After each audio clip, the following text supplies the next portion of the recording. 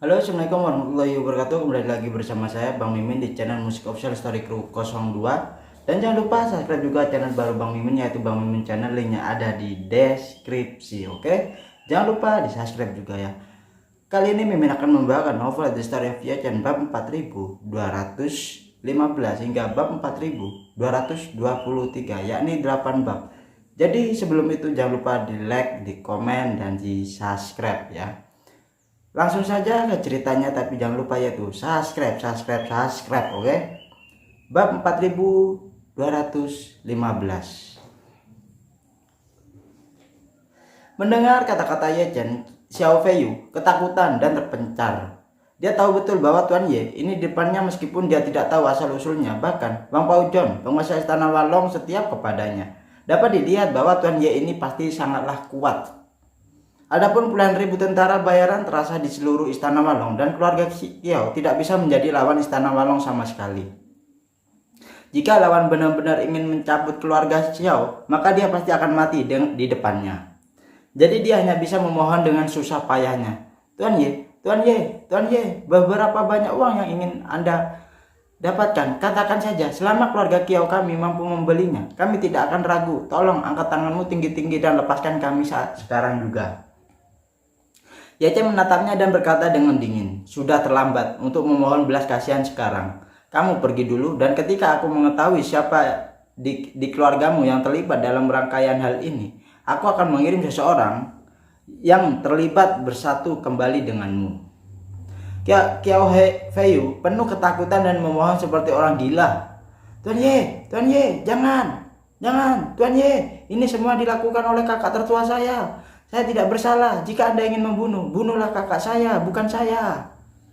Ye-chan mencibir dan berkata, kamu tahu persis apa yang dia minta, kamu lakukan. Dan kamu juga tahu apa yang dia minta, kamu lakukan tidak berbudi. Tetapi alih-alih, kamu harusnya menolak, kamu masih ingin melakukannya. Orang-orang yang tidak bersalah, mereka pantas mendapatkan apa yang pantas mereka dapatkan.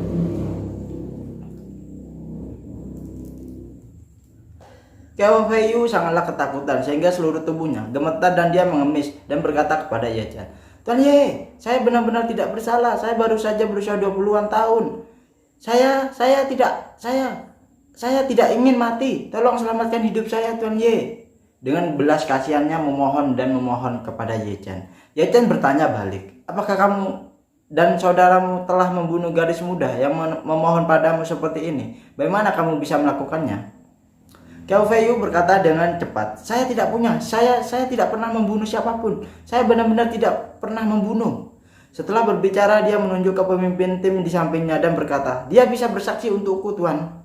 Ye-chan mengarahkan pistolnya ke pemimpin tim di sampingnya dan bertanya, kalau begitu katakan padaku, apa dia membunuh siapapun? Jika kamu berani berbohong, aku akan membuatmu mati lebih buruk darinya.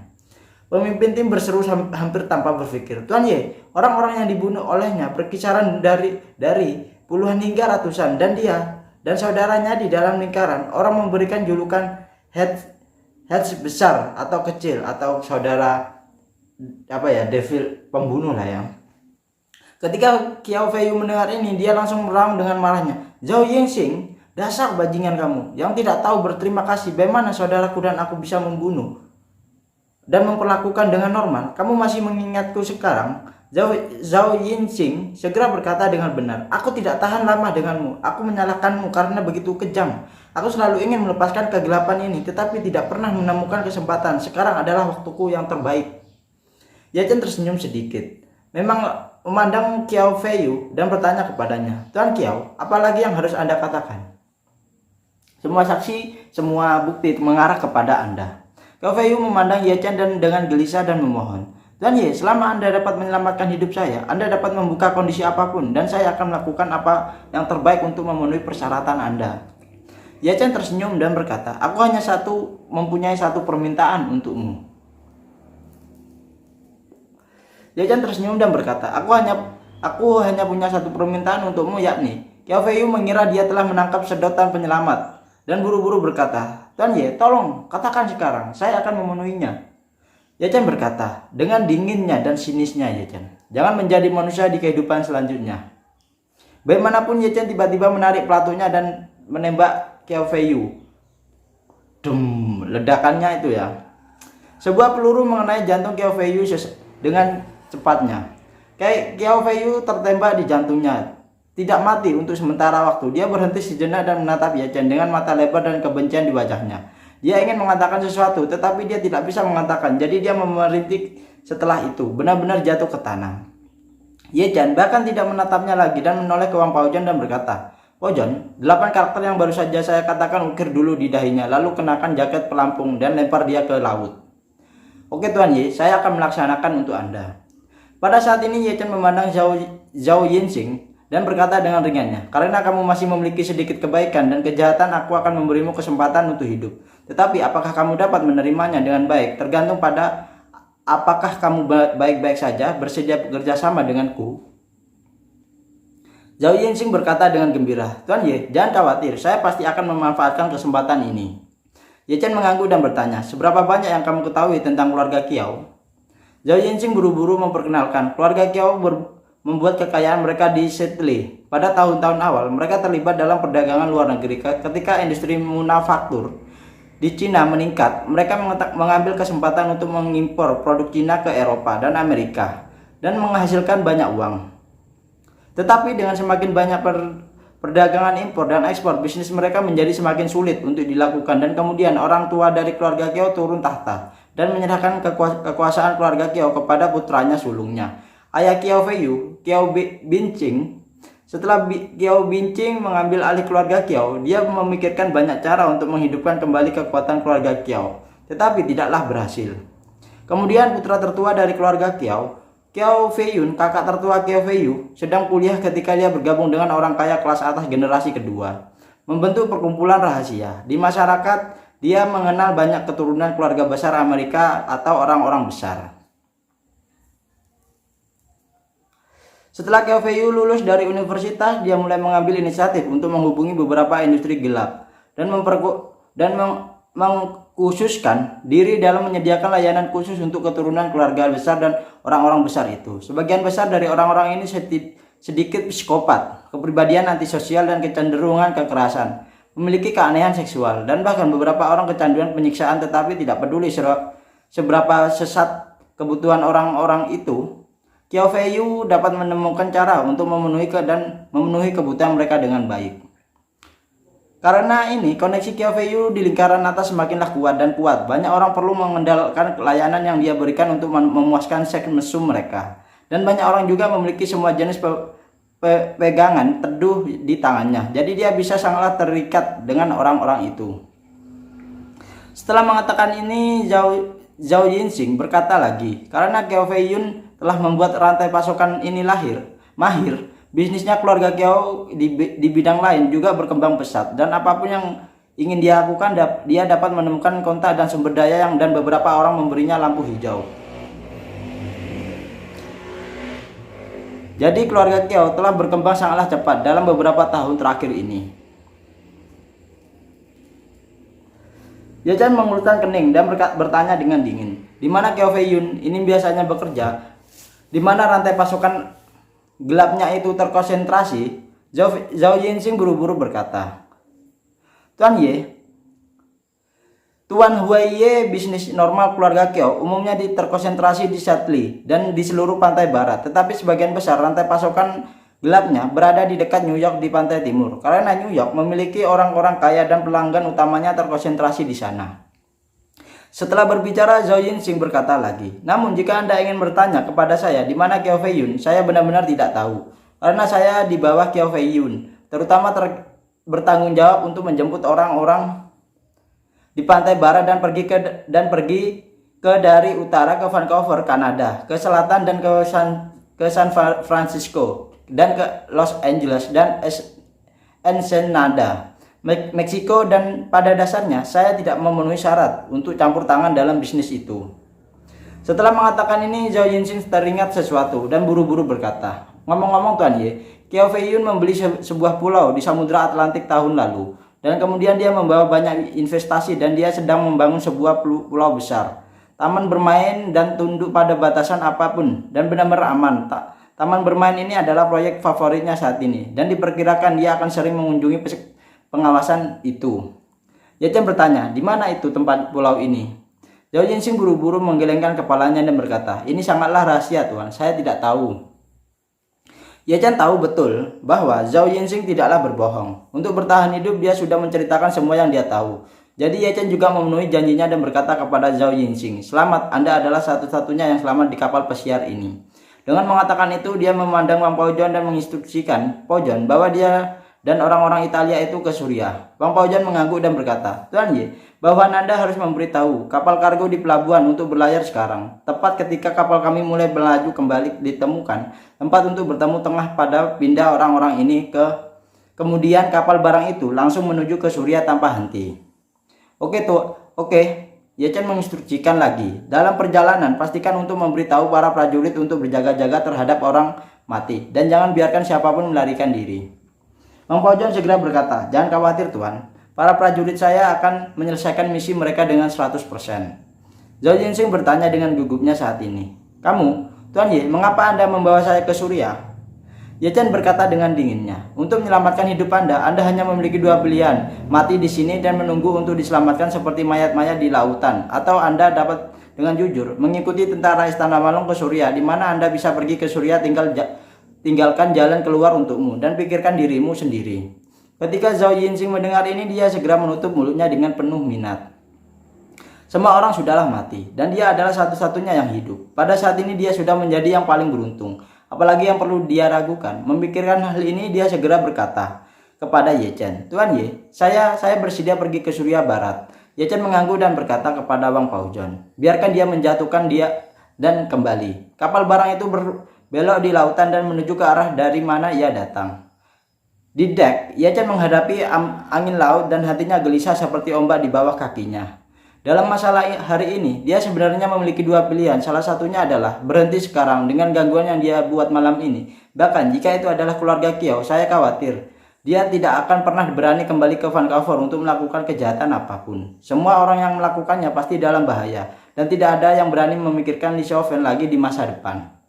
Tetapi dalam hal ini, Vancouver aman, tetapi sisa Vancouver mungkin tidak akan mengubah apapun permasalahannya. Dalam hal ini, tragedi seperti itu akan terus dimainkan di tempat lain, dan gadis-gadis lain. Dan pilihan yang lain adalah menggali garis rumah Kiao, menggalinya sampai ke akar-akarnya, dan kemudian membasminya. Memang benar bahwa memilih yang pertama adalah paling mudah dan ini adalah akhir dari semua tanpa usaha lebih lanjut. Namun, Ye Chen memilih opsi kedua tanpa ragu-ragu. Beberapa hal baik-baik saja jika Anda belum melihatnya, tetapi jika Anda harus berpura-pura tidak melihatnya, setelah Anda melihatnya hati nurani Anda akan dikutuk. Jadi dia memanggil Wang Paozhen kepadanya dan berkata, Paozhen, saya akan kembali ke Amerika Serikat setelah fajar. Anda meninggalkan beberapa tentara wanita dan di sini untuk melindungi Li Xiaofen dan Bibi Li. Oh iya, dan Claudia itu. Wang Paozhen segera berkata, oke Tuan, jangan khawatir. Saya berencana untuk mengirim setengah dari orang-orang di kapal untuk mengawal kelompok itu kembali ke Suriah dan kemudian meninggalkan beberapa tentara wanita di Kanada. Saya akan membawa sisanya di Sydney dan mulai menyelidiki keluarga Kiao. Bagaimana menurut Anda tentang situasi ini? Ye Chen mengangguk dan berkata, keluarga Kiao berada dalam situasi khusus. Meskipun mereka penuh dengan kejahatan, mereka sebenarnya hanyalah rantai pasokan yang berdosa. Seperti sungai yang gelap, terus-menerus menyediakan air untuk bisnis buas di hilir. Jadi, kami tidak hanya perlu mencari tahu skala dan arah aliran sungai yang gelap ini, dan juga beberapa banyak hewan yang di hilir yang mengambil air di sungai itu. Dan energi di balik ini mungkin lebih besar dari semua energi kita yang digabungkan. Jadi, Anda haruslah berhati-hati, fokus pada penyelidikan pertama, dan jangan bertindak gegabah. Wang Paozhen berkata tanpa ragu-ragu, oke Tuan, saya akan mengerti. Segera setelah itu Wang Paozhen ragu-ragu sejenak, lalu mengumpulkan keberaniannya dan berkata kepada Ye Chen, Tuan Ye, bawahan saya punya sesuatu yang ingin saya minta saran dari Anda. Ye Chen meliriknya dan berkata dengan ringannya, kamu ingin bertanya, bagaimana aku menggelamkan kapal pesiar itu, Kiao Feiyu? Ya, Wang Paozhen mengangguk dan menangkupkan tangannya dan berkata, Tuan Ye, bawahan Anda tidak mengerti apakah mungkin untuk memasuki wilayah Anda akhir perjalanan seni bela diri itu, atau mengetahui kekuatan sebenarnya milik Ye Chen itu. Ye Chen tersenyum sedikit dan menggelengkan kepalanya dan berkata, Paozhen, sebenarnya aku bukanlah seniman bela diri. Wang Paozhen merasa ngeri dan bergumam, kamu bukanlah ahli bela diri, mungkin sistem kekuatanmu lebih tinggi dari seni bela diri di dalam hati pikiran Bang Paujon ya. Mari kita begini. Ye Chen tersenyum dan berkata, dibandingkan dengan seni bela diri, jalan yang saya lalui memanglah lebih lebar dan lebih lebar. Bang Paujon mengangguk kaget ketika mendengar ini. Baru saja Ye Chen menghancurkan kapal pesiar yang begitu besar, lawan dengan pedang penusuk jiwa, yang benar-benar menumbangkan persepsi kekuatan Bang Paujon. Kekuatan memastikan semacam ini, bahkan jika dia secara langsung mengabaikan jarak dan langsung menyerang kapal pesiar dengan tinjauannya, tidak mungkin untuk sepenuhnya menghancurkan atau bahkan sepenuhnya menembus ekor saluran kapal pesiar mewah besar dengan satu pukulan itu. Anda haruslah tahu bahwa itu adalah beberapa lapis pelat baja yang menebal, dan bahkan roket tidak dapat mencapai tingkat kematian yang begitu besar. Paling tidak itu haruslah berupa torpedo yang begitu ringan atau rudal jaringan jelajah jaringan. Setelah itu, torpedo dan rudal jelajah mengandalkan kekuatan destruktif dari ledakan kimia, bukanlah kekuatan murni. Jika itu benar-benar dihancurkan dengan paksa, kekuatan yang dibutuhkan mungkin sangatlah tinggi, dan kekuatan semacam itu telah jauh melampaui batas tubuh manusia normal. Bahkan jika tubuh Bang Paujon dapat memancarkan kekuatan yang begitu kuat, tubuhnya tidak dapat menahannya sama sekali. Oleh karena itu, Bang Paujon bahkan tidak berani memikirkan hal yang mematikan semacam itu. Namun, baru saja Ye Chen mengeluarkan kekuatan mematikan yang begitu kuat dengan mudah dan lebih menakutkan adalah metode serangan mematikan seperti itu dapat dilepaskan dari jarak jauh yang belum pernah mereka lihat. Pada saat ini Bang Paujon sangatlah merindukan sistem kekuatan yang lebih tinggi seperti punya Ye Chen. Namun dia juga tahu betul di dalam hatinya bahwa dia tidak dapat memenuhi syarat untuk meminta Ye Chen untuk memberikan sistem kekuatan ini kepada dirinya sendiri. Jadi dia hanya bisa merindukan dan menekan kerinduan di dalam hatinya. Ye Chen secara alami seperti apa yang dipikirkan Bang Paujon.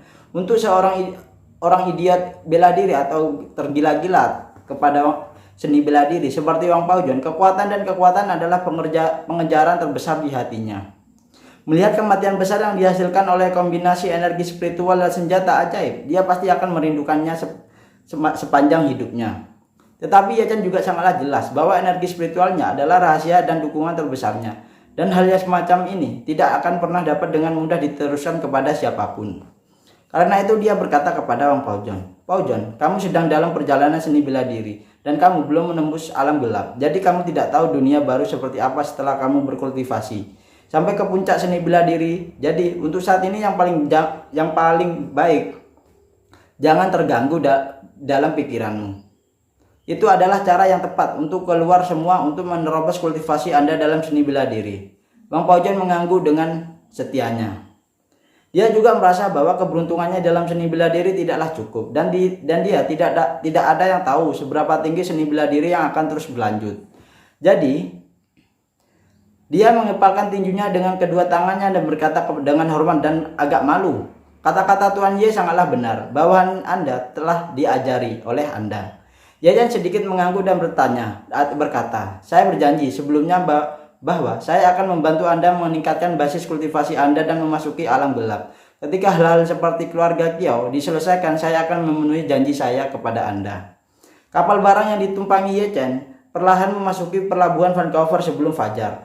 Pada saat yang sama, kapal barang yang baru saja dibeli Ye Chen telah melakukan semua persiapan sebelum berlayar. Bahkan mobil-mobil yang dikendarai oleh anggota kelompok Italia itu secara berturut-turut dimasukkan ke geladak oleh para prajurit Istana Wanglong dan berencana untuk membawa mereka pergi bersama. Setelah Ye Chen berlabuh, anggota kelompok Italia di kapal serta Zhao Yinxing dipindahkan ke kapal barang yang akan meninggalkan pelabuhan tersebut. Bang Paujon menugaskan setengah prajuritnya ke kapal barang. Segera setelah itu, kapal barang melaju dengan kecepatan penuh dan meninggalkan pelabuhan Vancouver menuju Timur Tengah. Lebih dari 800 pria berdarah panas dan dari silsilah yang cantik yang biasanya mengenakan mantel wool, cerutu, dan senapan mesin akhirnya memulai perjalanan hidup baru dengan dipaksa bekerja di Timur Tengah. Saat kapal berlayar, lebih dari 800 orang berkumpul dalam lingkaran besar di ruangan kargo dan menangis. Mereka tidak tahu kapan mereka pergi ke Surya dan kapan mereka akan bisa kembali. Kehidupan masa depan sudahlah suram. Kebanyakan dari mereka menyesal bahwa mereka masih muda dan memiliki tangan dan kaki, dan mereka harus bekerja di mafia untuk apa yang mereka lakukan salah. Namun penyelesaian tidak adalah artinya sekarang, karena Ye Chen tidak akan meninggalkan ruang untuk mereka sesali. Setelah melihat kapal barang pergi, Bang Paujan meminta petunjuk kepada Ye Chen. Tuan Ye, apa yang harus dilakukan dengan gadis-gadis yang masih koma ini? Ye Chen berpikir sejenak dan berkata, nanti Anda akan meminta seseorang untuk menemukan tempat yang aman untuk sementara menenangkan mereka. Setelah kami dievakuasi, panggil ambulans dan biarkan ambulans membawa mereka pergi ke rumah sakit dan menghubungi keluarga mereka masing-masing ketika saatnya tiba.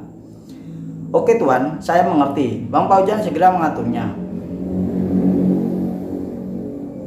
Dan para prajurit Istana Malong untuk sementara waktu membawa mereka ke tempat yang aman untuk pemukiman kembali. Bang Paujan teringat sesuatu dan dengan cepat berkata kepada Ye Chen, Tuan Ye, situasi Nona Li juga istimewa. Dia adalah orang yang terpenting dalam keluarga Kiau. Saya khawatir keluarga Kiau tidak akan menyerah padanya. Dan kali ini kita hampir memusnahkan Kiau Feiyu. Dan bahwanya keluarga Kiau pasti akan menyelidiki garis ini secara menyeluruh. Menurut Anda apa yang harus saya lakukan? Ye Chen berkata dengan dingin, keluarga Kiau menderita kerugian besar kali ini. Lebih dari 800 orang di seluruh kelompok Italia hilang. Insiden ini pasti akan menyebabkan kegempaaran setelah fajar. Mereka tidak dapat menemukan Istana Malong, tetapi mereka akan pasti menyadarinya. Orang yang melakukan semua ini sangatlah kuat. Pada saat itu, semua geng di Vancouver atau mereka yang berpikir untuk melakukan sesuatu di Vancouver pasti harus mempertimbangkannya terlebih dahulu untuk melihat apakah mereka memiliki kemampuan untuk melakukan semuanya.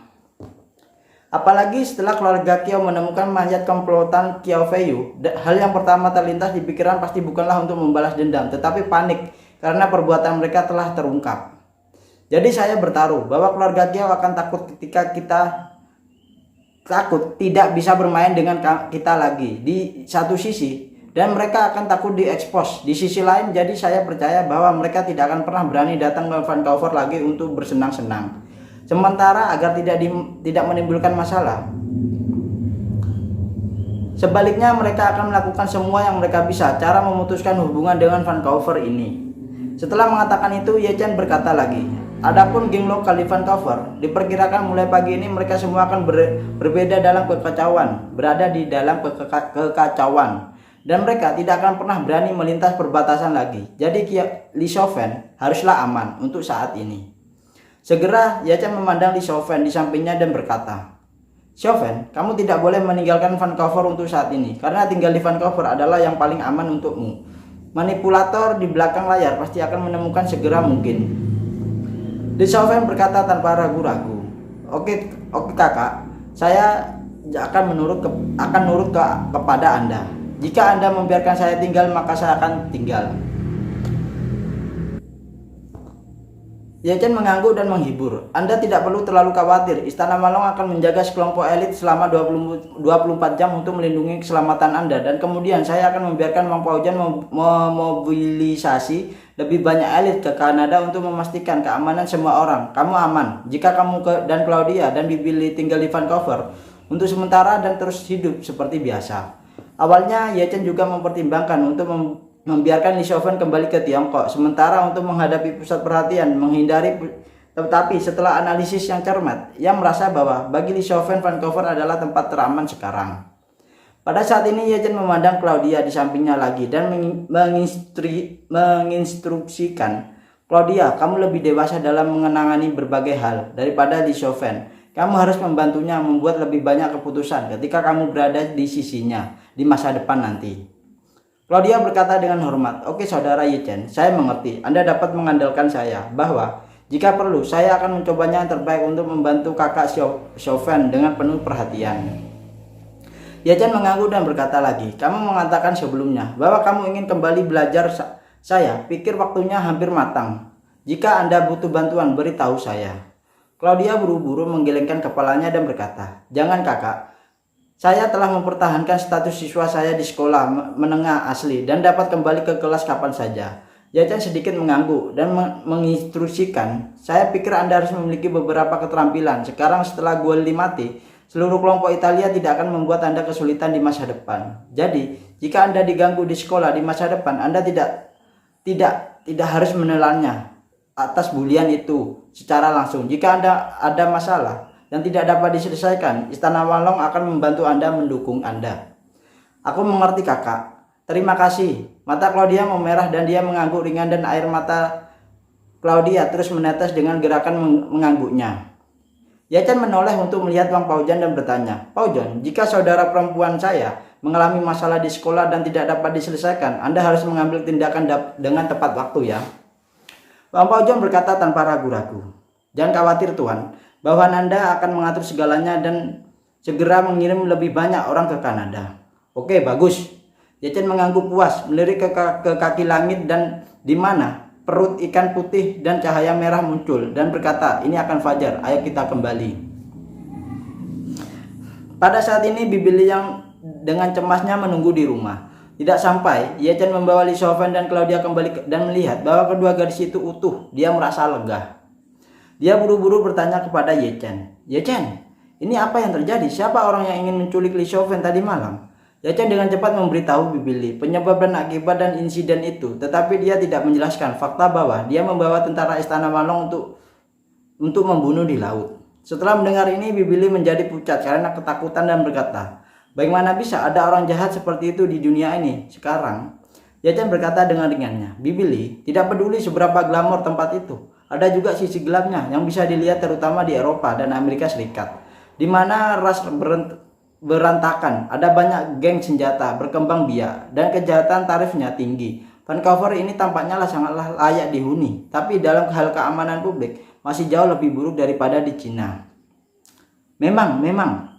Bibi Li menghela nafas memandang Li Shoufen dan berkata dengan ekspresi ketakutan. Ye-chan berterima kasih telah datang atau Shoufen, mungkin saat ini dia mengatakan itu. Bibi Li sedikitlah bersemangat dan dia tidak bisa menahan tangis. Ye-chan berkata pada saat ini, "Bibi Li, jika masalah ini selesai, Anda dan Li Shoufen haruslah kembali ke Cina. Saya akan meminta seseorang untuk membelikan rumah untuk Anda dan Shoufen di Jinling. Jika Shoufen masih ingin berbisnis, saya akan berinvestasi padanya di Jinling." Ketika Li Shoufen mendengar ini, ekspresinya langsung dipenuhi dengan sedikit kejutan dan kaget dan senang ya. Dia benar-benar ingin kembali ke Cina. Jika tidak, ada yang lain setelah kembali setidaknya dia bisa sering melihat Ye-chan. Tidak seperti di Kanada. Jika saya tidak menghadapi bahaya kali ini, saya khawatir akan sulit untuk melihat kakak Ye. Namun Bibi Li melambaikan tangannya tanpa ragu-ragu saat ini dan berkata, "Itu tidak biasa dilakukan. Setelah memberikan banyak usaha dan uang untuk mendirikan kami di Kanada, bagaimana kamu bisa menambahkan lebih banyak uang kepada kami?" Ye-chan buru-buru berkata, "Bibi Li, bagaimana ini bisa dianggap merepotkan? Seperti apa yang saya katakan tadi. Meskipun iklim di Kanada bagus, memang ada banyak bahaya tersembunyi dalam hal keamanan publik, Bibi. Kali ini saya kebetulan berada di Amerika Serikat, tidak jauh dari Kanada. Saya dapat datang tepat waktu jika saya memiliki sesuatu. Jika saya di negara itu dan ingin terbang ke Kanada, untuk sementara saya khawatir itu akan memakan waktu beberapa jam atau bahkan lebih lama. Jadi saya akan lebih tenang jika saya membawa Anda dan Li Shoufen kembali ke Cina." Saat dia mengatakan itu, Ye-chan ingat sumbangannya untuk membangun rumah kesejahteraan yang besar dan berkata dengan cepat, "Ngomong-ngomong Bibi Li, aku tidak punya apa-apa untuk dilaporkan kepadamu. Saya akan menyumbangkan untuk membangun rumah kesejahteraan besar di Jinling beberapa hari yang lalu, dan itu adalah rumah kesejahteraan komprehensif yang mencakup pendidikan prasekolah dan pendidikan usia sekolah yang konsisten selama 12 tahun. Anak-anak tinggal dan belajar di rumah kesejahteraan itu, Bibi.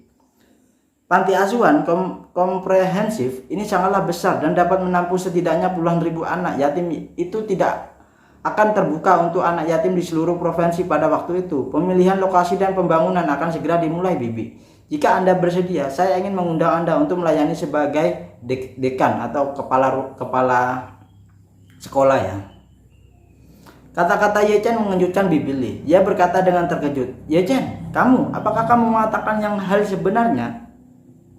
Sebuah panti asuhan besar dengan 10.000 orang. Ini aku khawatir itu akan menghabiskan banyak uang, Ye-chan." Ye-chan tersenyum sedikit dan berkata dengan seriusnya, "Bibi Li, saya sendiri setengah yatim piatu dan teman-teman kecil yang tumbuh bersama juga anak-anak miskin tanpa orang tua dan ibu. Sekarang saya memiliki beberapa kemampuan. Saya juga harus melakukan sesuatu untuk anak yatim piatu, Bibi. Hal yang berada dalam kekuasaanmu untuk uang itu tidaklah masalah, Bibi." Dengan mengatakan itu, Ye-chan menghela nafas pelan dan berkata, "Sebenarnya ketika saya pertama kali memikirkan hal ini, saya berpikir untuk meminta Anda kembali menjadi dekan, Bibi. Tetapi ketika saya berpikir bahwa Anda telah pensiun dan menetap di Kanada, ternyata tidak mudah tidak mudah setelah terbiasa dengan lingkungan di sini. Jika saya mengundang Anda kembali bekerja lagi, saya benar-benar tidak tahan atau tidak tahu caranya gimana. Berbicara tentang ini, Ye Chen berkata lagi, namun saya setelah melihat situasi di Kanada sekarang, Bibi, dan memang ada beberapa resiko dalam hal keamanan. Jadi saya masih berharap Anda dapat kembali ke Tiongkok dan menetap, dan omong-omong Anda dapat menjadi dekan dan membantu saya membangun rumah kesejahteraan itu berdiri. Ketika Bibi Li mendengar ini, dia berkata dengan penuh semangatnya, oke, bagus itu Ye Chen, bagus sekali. Ye Chen, Bibi bersedia untuk kembali.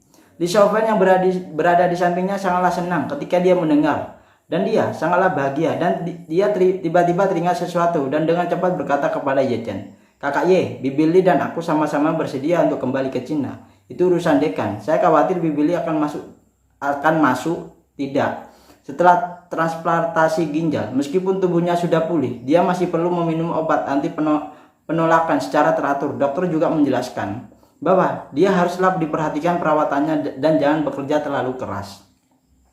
Ketika Ye Chen mendengar ini, dia tidak bisa menahan diri untuk bertanya dengan heran, Bibi Li, apakah kamu benar-benar sakit? Ye Chen ingat bahwa ketika dia pertama kali bertemu Gu Qiu, dia pergi ke Bibi Li untuk verifikasi. Pada saat itu Bibi Li berkata pada dirinya sendiri bahwa sebenarnya dia selalu mematuhi perintah Tang Xihai untuk mengurus dirinya sendiri di panti asuhan itu, dan bahkan sakit adalah tindakan kepahitan yang disengaja. Pada saat itu Bibi Li telah pulih, jadi Ye Chen tidak melihat sesuatu yang tidak biasa. Sekarang ketika saya mendengar Li Xiaofen mengatakan bahwa Bibi Li masih menggunakan obat-obatan anti penolakan untuk waktu yang sangatlah lama, saya tidak dapat menahan diri untuk bertanya. Bibi Li juga berkata dengan sedikit malu, Ye Chen, ketika Anda pergi ke panti asuhan untuk menemukan saya, Tang Xihai secara khusus menjelaskan kepada saya bahwa saya mungkin mengetahui kebenaran beberapa menit lebih awal dari Anda. Alasannya mengapa Tang Xihai ingin saya memberitahu Anda tentang hal itu adalah untuk menginspirasi Anda untuk membalas dendam kepada orang tua Anda sehingga Anda dapat kembali ke Yanjing. Berbicara tentang ini, Bibi Li tidak bisa menahan nafas yang berkata dengan emosinya, sebenarnya Ye Chen, Anda bukanlah satu-satunya yang telah disimpan dalam kegelapan di seluruh lembaga kesejahteraan itu. Dan saya juga sama. Saya adalah satu-satunya yang direkrut untuk semua karyawan lembaga kesejahteraan saat itu.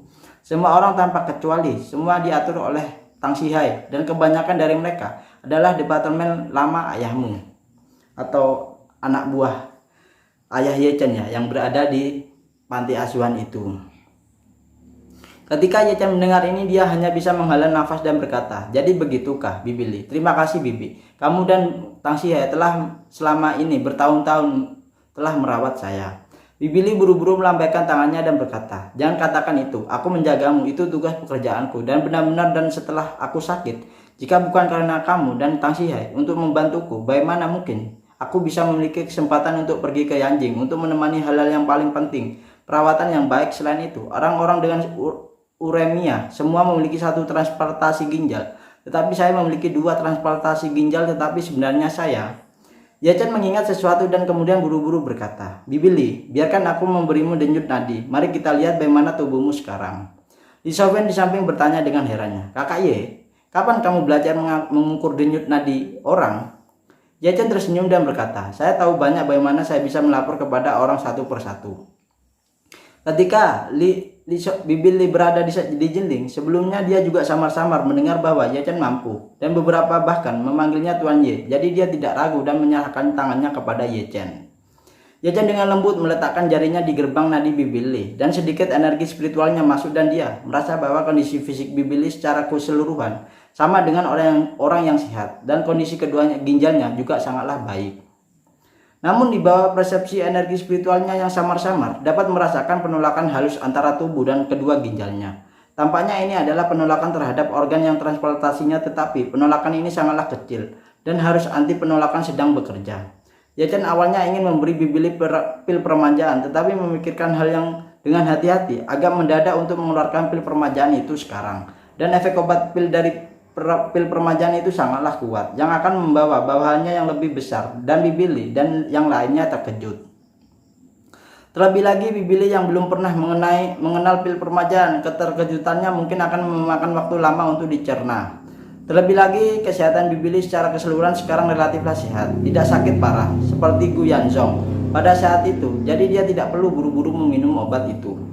Setelah itu, Ye Chen tidak ingin mengambil pil permajaan, sehingga Bibili merasa bahwa dia berutang budi padanya. Jadi dia berencana untuk menggunakan cara yang terbaik dan tenang untuk melembabkan sesuatu. Jadi Ye Chen untuk sementara memasukkan lebih banyak aura ke dalam tubuh Bibili, sehingga aura itu memenuhi organ dalamnya. Orang-orang yang biasa tidak memiliki energi spiritual juga tidak dapat memiliki kemampuan untuk menguasai metode kultivasi, sehingga kemampuan penyerapan alami energi spiritualnya sangatlah lemah. Energi spiritualnya ini dapat memainkan efek pelepasan lambat yang sangatlah baik di tubuh Bibili dan akan terus melindungi dan memelihara tubuh Bibili dan setidaknya 3-5 tahun kemanjurannya. Dalam 3 hingga 5 tahun terakhir, kondisi fisik Bibili akan menjadi lebih baik dan orang-orang akan menjadi lebih mudah dan lebih mudah. Kemanjuran obat secara keseluruhan sebenarnya tidak lebih buruk dari pil permajaan itu. Tetapi dengan cara itu setara dengan penundaan pelepasan efek obat pil permajaan dalam waktu 5 menit sehingga 3 atau 5 tahun. Dengan cara ini tidak peduli orang yang terlibat atau orang lain di sekitarnya tidak akan ada perasaan yang jelas, tetapi hanya akan terasa bahwa orang ini tampaknya semakin mudah. Setelah melakukan semua ini, Ye Chen tersenyum sedikit. Bibili, tubuhmu pulih dengan sangatlah baik, tetapi aku punya saran, kamu tidak perlu meminum obat anti penolakan itu lagi di masa depan. Tubuhmu akan sama seperti yang lain, tubuh orang yang berbeda. Tubuh Anda sangatlah cocok dengan transplantasi ginjal itu. Jika Anda meminum obat anti penolakan untuk waktu yang lama, itu akan memiliki efek jangka panjang pada tubuh Anda itu. Saya sarankan Anda menghentikan obat mulai malam ini dan mengamati efeknya setelah menghentikan obat itu. Apakah tubuh terasa lebih baik, dan jika demikian hentikan sama sekali. Bibili dengan kata-kata Ye Chen dan berkata dengan ragu-ragu, "Oke Ye Chen, mulai malam ini aku tidak akan meminum obat itu dan akan mencobanya dengan efek itu." Bibili yakin dengan kata-kata Ye Chen dan berkata tanpa ragu-ragu. Ye Chen tersenyum sedikit dan mengangguk sedikit. Efek pelepasan lambat dari aura telah dimulai, tetapi waktunya sangatlah singkat dan Bibili tidak akan memiliki perasaan yang jelas. Tetapi jika dia tidur, perasaan itu akan jauh lebih jelas. Oleh karena itu, Ye Chen dengan sengaja memintanya untuk menghentikan obatan dan membuatnya salah mengira bahwa tubuhnya menjadi lebih baik karena penarikan tersebut. Adapun reaksi penolakan asli antara ginjal dan tubuh di bawah aksi energi spiritualnya telah hilang dan sama sekali. Jadi tentu saja obat ini tidak perlu diminum lagi. Dengan cara ini, Ye Chen percaya bahwa Bibili tidak akan menyalahkan dirinya sendiri atas kesehatannya yang lebih baik di masa depan, dan itu tidak akan membuatnya merasa terlalu berhutang budi pada dirinya sendiri. Setelah melakukan ini, Ye Chen tiba-tiba menemukan bahwa Claudia yang berusia 18 tahun berdiri di samping dan melihat sedikit ke bawah. Dan Ye Chen berkata kepadanya, "Claudia, datanglah ke Jinling ketika saatnya tiba." Nah, itu ya untuk The Story of Ye Chen bab 8 bab, jadi ceritanya seru ya. Dan akhirnya Claudia, Li Shoufen dan Bibili itu akan diboyong lagi ke Jinling oleh Ye Chen, karena Ye Chen akan membangun tempat panti asuhan yang besar dan mereka yang akan ditugaskan di sana menjadi kepercayaan Ye Chen. Jadi sekian dulu dari saya, itu mungkin ya 8 bab bisa menemani malam hari Anda hari ini. Jadi saya ucapkan wabillahi taufiq wal hidayah. Wassalamualaikum warahmatullahi wabarakatuh. Seperti biasa, jangan sampai sakit hati karena dia, lebih baik sakit hati dia karena kita. Oke, bye bye, selamat malam, sampai jumpa di video selanjutnya.